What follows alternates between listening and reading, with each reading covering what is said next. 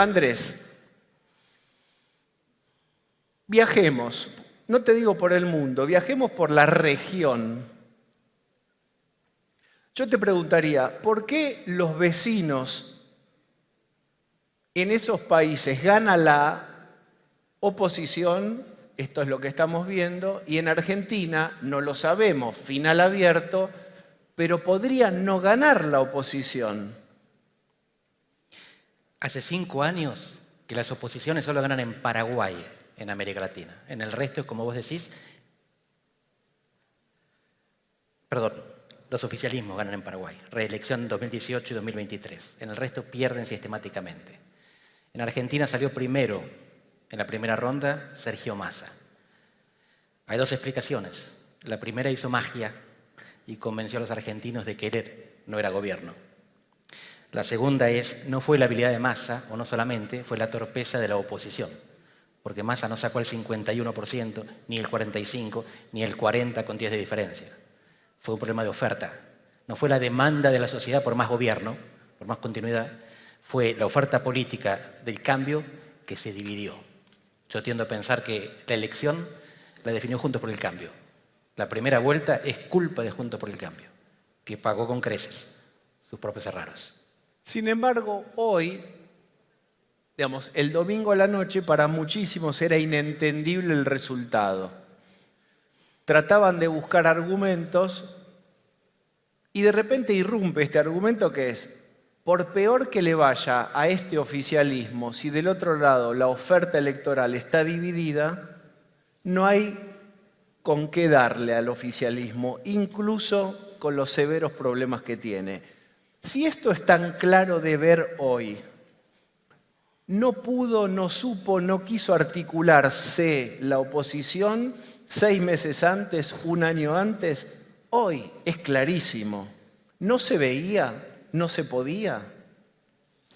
Confusión, vos lo dijiste. Es lo que predomina en todas las encuestas y en las charlas cualitativas que se hacen y en nuestras conversaciones cotidianas. La gente está confundida. Lo que pasa le voló la cabeza. Y antes de este panel, algunos de los participantes me decían que iban a venir a escucharnos porque pensaban que un politólogo les podía explicar lo que estaba pasando. Y yo creo que hicieron bien en venir, porque lo que está pasando lo puede explicar un psicólogo.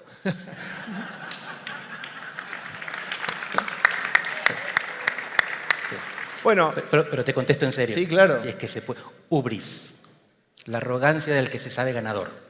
Sí. Recién discutían en el panel con los gobernadores electos sobre si hubo o no hubo disputa. ¿Este agua es usada? No, te la acabo de servir. Gracias. Tiene la pastillita de la verdad. La interna del kirchnerismo fue constructiva. La de Juntos por el Cambio fue destructiva. La diferencia es que una interna, una primaria constructiva, tiene reglas y afecto. La regla del kirchnerismo fue no se compite en las provincias. Kicillof fue el candidato de Grabois y de Massa. Juntos por el Cambio no tuvo reglas, compitieron en todos lados.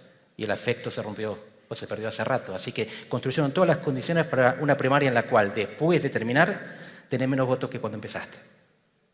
¿Pudo haberse evitado? Insisto, tenemos el diario del lunes, que es el más amable de leer. ¿Pudo haberse evitado? No hacía falta. No hacía falta evitar la primaria. Lo que había que hacer es acordar las reglas y no obligar a la coalición a dividirse en las provincias donde se llevaban bien. No provincializar la disputa nacional. Hacer como en 2015. En 2015 Macri, Sanz y Lelita se pelearon arriba, pero no jodieron abajo. Acá la disputa arriba rompió todo abajo.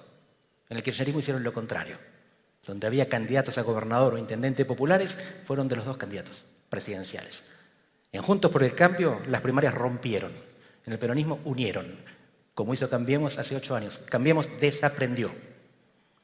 Aún si hubiera sido más amable la interna de Juntos por el Cambio, la oferta de Milei, si no se sumaba, también hubiera hecho que el resultado sea el mismo de ahora. Quiero decir, aún en una interna más amable, la existencia de la Libertad Avanza pareciera hoy con estos números haber hecho imposible que ganara la oposición. Sí, porque falló la alianza del 70%. ¿Sí? Patricia Bullrich hizo lo posible para ganar sus primarias y lo consiguió. con un discurso de antagonismo, de ruptura. Horacio Rodríguez Larreta quiso construir una alianza del 70% y se quedó corto de 60%. El gran problema fue que aquí el partido del consenso no generó ningún consenso. Imagínate que Larreta perdía, pero en vez del 11% sacaba el 14%. Con el 17% de Patricia en las PASO tenían el 31%, quedaban primeros. Era otra biología, otro ecosistema, otra mentalidad. Simplemente mejorando la performance del segundo. Rodríguez Larreta quedó más cerca de Grabois que de Bullrich. El problema fue los consensualistas. El problema fue que dentro, junto por el cambio, los que querían el acuerdo eran ultraminoría y no se dieron cuenta. Vamos a hacer un ejercicio que es muy atractivo y muy inútil, que es imaginar que podemos volver el tiempo atrás, con la famosa frase ¿dónde se jodió? Ya no el Perú, sino la oposición. Por supuesto hay muchas causas y esto es más sistémico, pero si inventáramos, solo para solaz del auditorio, un hito en la línea de tiempo, ¿dónde vos ubicás que la historia hubiera sido diferente? Fue una cadena de errores. El error individual más localizable en el tiempo es haber dividido las candidaturas a gobernador de la provincia de Buenos Aires. Fue una cadena, pero en este momento te das cuenta que están partiendo todo lo que todavía estaba unido. En este momento se termina juntos. Y cuando se termina juntos, pierde el cambio. ¿Se termina juntos o está en terapia y puede milagrosamente salir y volver a caminar? Terapia. Qué saudade. Terapia de noticias. No creo que pueda volver a caminar. Hay tres grandes sensibilidades populares o políticas en Argentina. Esto lo recupera Carlos Pañi, que es historiador. La peronista, la radical y la conservadora. Y Cambiemos fue la alianza de los radicales con los conservadores para ganarle al peronismo. Pero radicales y conservadores se detestan desde siempre. Y en este momento está saliendo a la luz esa sensibilidad opuesta. No significa que los radicales se vayan con el peronismo, ni los conservadores, pero cualquiera de ellos está históricamente más cerca del peronismo que entre sí. De hecho, Milei, apoyado por los conservadores, fue asesor de Scioli. Fue asesor de Scioli. Uno diría que en 2015 la coalición cívica, el radicalismo, que quizás no comparten del todo la misma visión que el PRO, y no sé si todos los valores, sí muchos, se aglutinaron con el PRO, Gualeguaychú, porque había un propósito. El propósito era frenemos al kirchnerismo. 2023. Los valores de diferencias y la visión de país diferente hacen ya imposible, ¿no hay algo aglutinador como en 2015? En 2015 fue formalmente la defensa de la República. Sí. En el foro interior parar al kirchnerismo, que era más o menos lo mismo. El kirchnerismo supuestamente atentaba contra la República con el vamos por todo. En este momento, el peligro que enfrentan las democracias en América Latina no es la concentración de poder, es la dilución del poder. Argentina está más cerca de la anarquía que de la tiranía. No porque estemos muy cerca de la anarquía, sino porque la tiranía es imposible sin fuerzas armadas y sin un presidente que lidere su partido y tenga mayoría en el Congreso. Hoy, para algunos, Milei es una amenaza a la democracia. ¿Para quién? Para muchos, para algunos, Milei es una amenaza a la democracia. Aunque lo fuera, no tiene capacidad de terminar con la democracia. El caso de Massa quizás sea menos amenaza a la democracia, pero tiene más capacidad de hacer lo que pretende hacer. Un sector del PRO dice, si Massa asume, en términos de Mao, la contradicción principal y la secundaria. Lo principal, dicen ellos, es evitar que Massa gane. Si eso ocurre, se quedará 20 años. Es un neo-Néstor Kirchner. Yo estoy trayendo frases, no son mías. No podría ser así. No hay una vocación en estructura y personalidad que posibilitaría una concentración de poder. Vos mirás la personalidad, yo miro las estructuras. Por dos razones me cuesta pensar que Massa se pueda quedar 20 años, que alguien se puede quedar 20 años. De hecho, los Kirchner se quedaron 12 y después por problemita de gestión volvieron. Primero, no consiguieron quedarse en Tigre, con todo el aparato del Estado, esto lo dice Pablo Grachunov, no recuperaron el Principado. ¿Con qué se van a quedar a nivel nacional? Segundo, es el peronismo eso. Ustedes saben que en el peronismo la tradición es mala, pero ya no es peor. Así que mucha gente se va a aglutinar detrás de él hasta que él no les garantice la victoria. Y en este momento hago un ejercicio de introspección teórica. ¿Qué le conviene a un intendente peronista del conurbano? ¿Negociar con un presidente peronista fuerte o con un presidente no peronista débil? O un gobernador del interior. ¿Qué le conviene a Cristina? ¿Que el presidente sea un presidente peronista fuerte, que no le gusta el llano y por lo tanto prefiere la tradición? ¿O que sea un no peronista débil? ¿Quién la va a meter presa a Cristina? ¿Massa o Milei? ¿Y qué votaría para vos, Cristina, entonces? Si nadie la viera, lo mismo que Macri.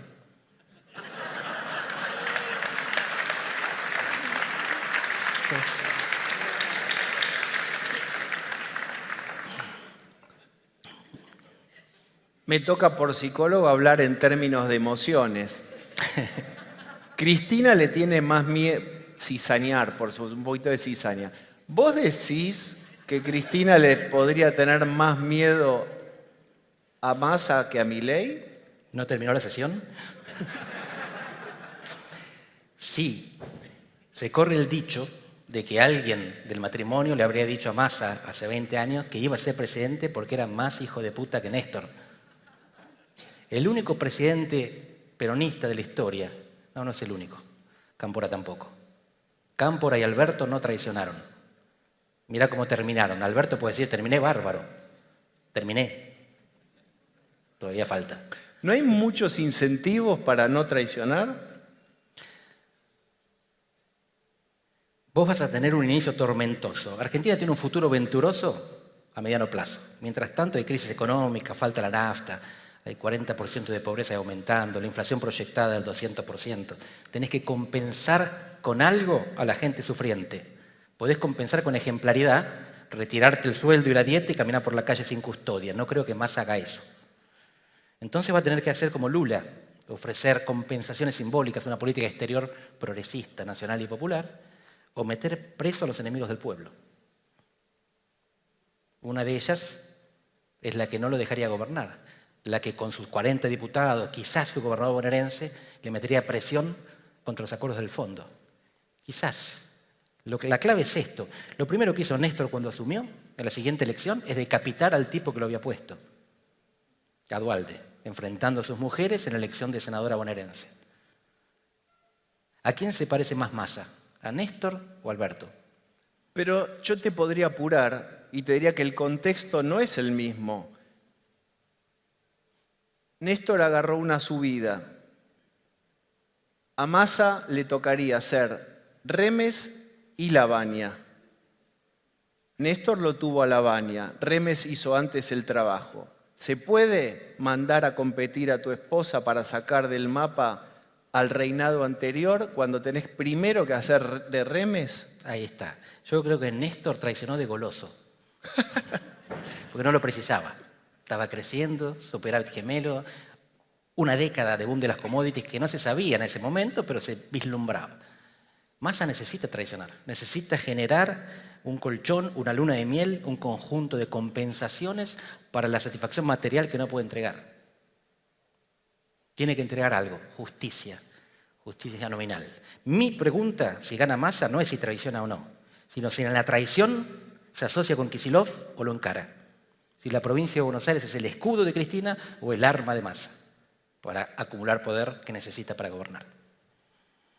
Cantemos una canción nueva. ¿Qué fierros tiene Massa? Quiero decir, todavía hay una concentración muy importante de figuras kirchneristas en organismos del Estado, en el territorio, en diputados y en senadores. Alberto Fernández y a Guzmán, después del acuerdo con el fondo, muy objetado, le hicieron la vida literalmente imposible. ¿Por qué sería distinto ahora? ¿Acaso hay un entendimiento mayor del contexto y las condiciones de Cristina y el kirchnerismo y le permitirían rearmar otro acuerdo con el fondo? ¿O vamos a ver cómo se repite la escena de alguien levantándose del kirchnerismo y diciendo no votamos? Hay una opción acá, que es la traición parcial.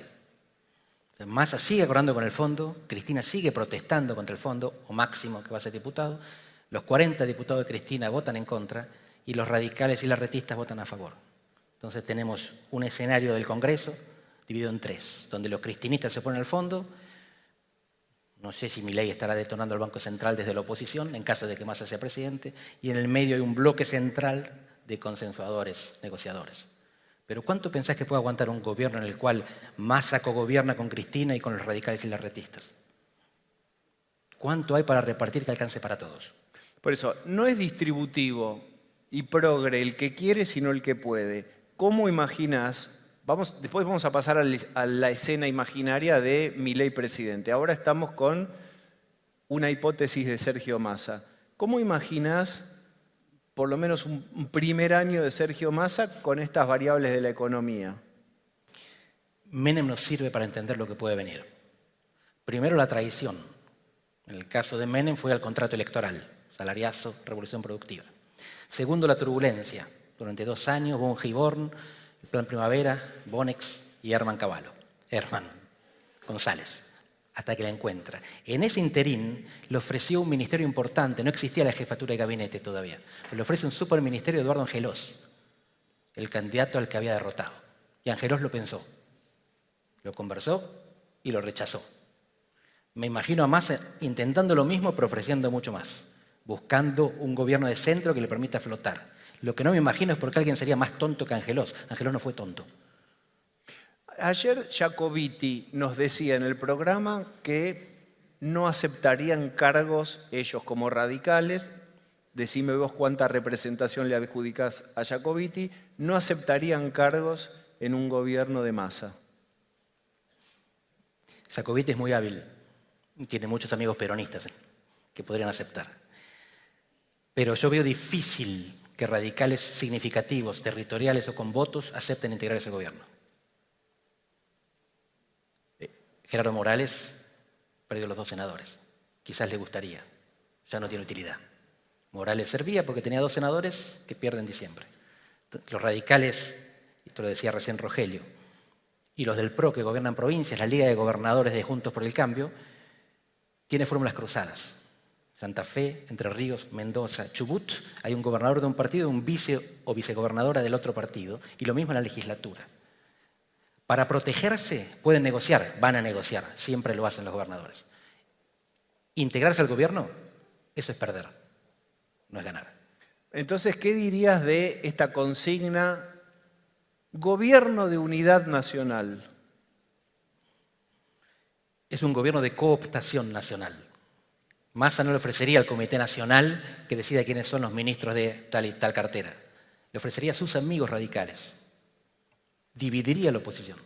Dividir para reinar. El código inicial de la política. Muy astuto. Y enfrente hay debilidad y ambiciones. No es imposible que algunos caigan. Lo que no veo es que caigan los que tienen representación territorial o electoral. Los gobernadores o Martín Lustó. Seguimos en la hipótesis de Massa. Después pasamos a la hipótesis de Milei.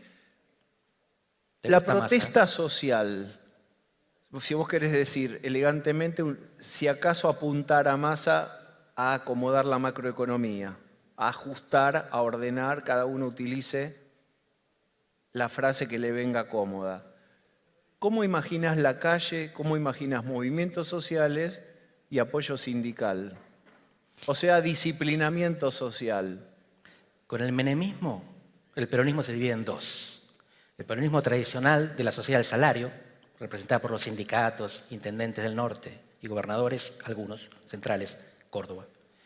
Y los peronistas que representan a la sociedad del subsidio, del sur de la provincia de Buenos Aires, organizaciones sociales. Massa sigue representando al peronismo del trabajo y por eso les quita impuestos a las ganancias a los trabajadores. Cristina representa a los peronistas del subsidio, simplificando burdamente. Yo me imagino a Massa conteniendo al peronismo de la sociedad del salario, con sindicatos y con líderes territoriales, intendentes y gobernadores. Para contener al peronismo de la sociedad del subsidio necesita o a Cristina o cargarse a Cristina. O cargarse a Cristina y negociar directamente con las organizaciones, con el Chino Navarro, con Juan Grabois. Grabois es masista ahora. Bueno, si hay una devaluación va a ser más difícil ser masista. Si hay una pérdida del poder adquisitivo, si hay todo un primer momento de, vamos a decir, sinceramiento de tarifas y la nafta vale lo que debería valer o se acerca y las tarifas, etcétera, va a haber un periodo de mucha turbulencia. Uno supone, ¿cómo se transitaría?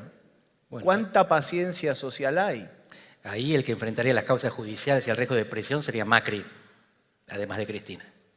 Tratarían de todo el tiempo complementar las penurias económicas con éxitos simbólicos tangibles e intangibles, castigando a los culpables, a los adjudicados culpables por lo que está pasando. Tanto Macri como Cristina enfrentan los mismos riesgos, que son personales, no solamente políticos. Y dependen de un gobierno, que está en el gobierno, de un candidato presidencial que hoy gobierna, que cuando un empresario se dice votante de Milei, le mandan la FIP. Bueno, nosotros nos mandaron el reloj, quedan 2 minutos 40.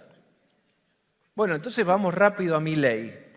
¿Cómo está ahora, más allá de hacer futurología, cómo ves el vínculo entre Milei, si vos querés Patricia Bullrich, y Mauricio Macri? Bueno, otro tema para vos. Recién hablaba con un amigo que dice que esta elección se elige entre un psicótico y un psicópata. Bueno, pasamos de uno al otro.